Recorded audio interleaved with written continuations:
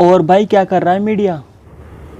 कुछ नहीं यार गोदी, कल प्रोग्राम है तो उसी का डेटा इकट्ठा कर रहा हूँ। प्रोग्राम करना है ना कल। बड़ी मेहनत करते हो। हाँ यार क्या करें गोदी, काम ही ऐसा है। जब निष्पक्ष रिपोर्टिंग करोगे तो फिर मेहनत तो करनी पड़ेगी, डेटा इकट्ठा करना पड़ेगा। एक भय बना रहता है कि कहीं गलत रिपोर्ट ना पेश कर दें, गलत डेटा ना पेश कर दें, गलत तथ्य ना पेश कर दें। तो निष्पक्ष रिपोर्टिंग करनी है तो भाई मेहनत तो करनी पड़ेगी। ये निष्पक्ष पत्रकारिता का भूत कब तक सर पे लेके घूमोगे? हमारी तरह बन जाओ, पैसा ही पैसा होगा। नहीं यार गोदी, बनना हो तो तुम कब के बन जाते, लेकिन अभी हमारा ज़मीर ज़िंदा है। ये सब फिल्मी बातें हैं। अच्छा तू बता, हमारे पूर्वजों ने अंग्रेज़ों की लाठियाँ खाईं, सीने पर गोलियाँ खाईं, किस लिए? अब तू बता कि अगर उनके दिए गए बलिदानों को भूल कर हम एक नए सिरे से गुलामी शुरू कर दें। वो हमारे लिए एक एग्ज़ाम्पल सेट करके गए। उन्होंने अंग्रेज़ी अत्याचारों को इतना सहा, किस लिए?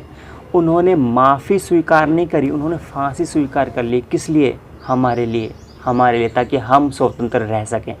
उन्होंने लाठियों से पिट कर मरना स्वीकार किया, लेकिन झुकना स्वीकार नहीं किया, गुलामी स्वीकार नहीं करी। उन्होंने हमें दिखाया कैसे अपनी आवाज़ सत्ता तक पहुंचाई जाती है, और यही काम हम कर रहे हैं।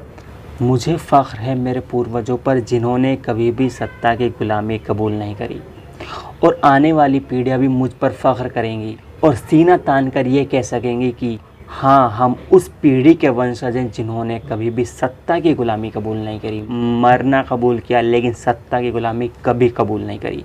और फिर वो ख़ुद को इस देश का वारिस कहेंगे। उन्हें ज़रा सा भी संकोच ना होगा ये कहते हुए कि हाँ, हम इस देश के वारिस हैं। और जिन्होंने गुलामी स्वीकार करके सत्ता का साथ देना शुरू कर दिया और ये जताने में लगे हैं कि सत्ता का साथ ही देशभक्ति होता है, उन सभी लोगों से ये कहना चाहता हूँ कि मीडिया के लिए कभी भी सत्ता का साथ देशभक्ति नहीं हो सकता।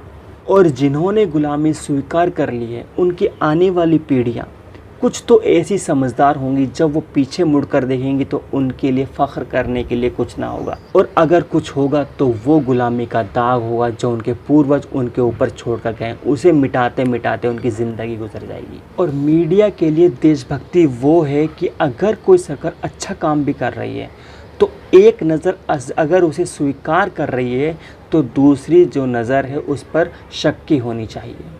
मैं तो बस एक ही बात कहना चाहता हूँ कि सरकार को हमने 5 साल के लिए कॉन्ट्रैक्ट दिया है, अधिकार दिया है। किस लिए? कि वो हमारा कुछ कल्याण कर सके। जिस तरह से हम ठेकेदार को, कॉन्ट्रैक्टर को घर बनाने के लिए कॉन्ट्रैक्ट देते हैं, फिर समय समय पर जाकर उससे सौ तरह के हम सवाल पूछते हैं, फिर घर का जायज़ा लेते हैं, कैसे बन रहा है, क्या बन रहा है, क्यों, 100 तरह के उससे हम सवाल करते हैं। ठीक उसी तरह से हमें सरकार काम कर रही है उसका भी समय समय पर जायज़ा लेते रहना चाहिए। और अगर माई बाप बनाने की कोशिश करोगे किसी भी नेता को, तो वो तुम्हारे सर पर चढ़ के बैठ जाएगा, कोई काम नहीं करेगा, साथ में तुम्हें दुख देगा। तो इसी वजह से सरकार को माई बाप मत बनाओ और उससे लगातार समय समय पर सवाल करते रहो। हमारा तो एक ही मानना है। और जब हम 5 साल के लिए किसी को अधिकार सौंपते हैं कोई चीज़ करने का, तो अधिकार के साथ साथ उसके ऊपर उत्तरदायित्व भी आता है। तो जिसके पास अधिकार हैं, सवाल तो उसी से होंगे।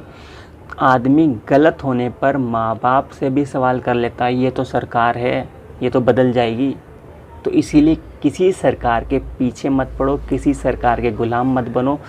सरकार आती और जाती है, तुम अपना काम ईमानदारी से करो। स्पीच तो अच्छी दे लेते हो, कितना कमा लेते हो ईमानदारी से? ज़्यादा तो नहीं, बस इतना कमा लेता हूँ कि 2 वक्त की रोटी खा सकूँ और चैन की नींद सो सकूँ। ईमानदारी से जब काम करते हैं ना तो सुकून रहता है एक तरह। और जब बेईमानी से कोई काम करते हैं तो मन के अंदर एक बेचैनी रहती है। पता नहीं तुम कैसे सो लेते होंगे देश से गद्दारी करके। इतनी मेहनत करने पर 2 वक्त की रोटी बस? हमें देखो, ऊपर से स्क्रिप्ट लिखी हुई आती है, हमें कोई डेटा इकट्ठा करना नहीं होता, सीधा स्क्रिप्ट लिखी हुई आती है, उसके ऊपर प्रोग्राम चलाना है हमको, शाम को एजेंडा चलाना है, पैसा ही पैसा। हाँ भाई, उसूलों की बातें हैं, किसी के लिए पैसा इंपॉर्टेंट है और किसी के लिए देश।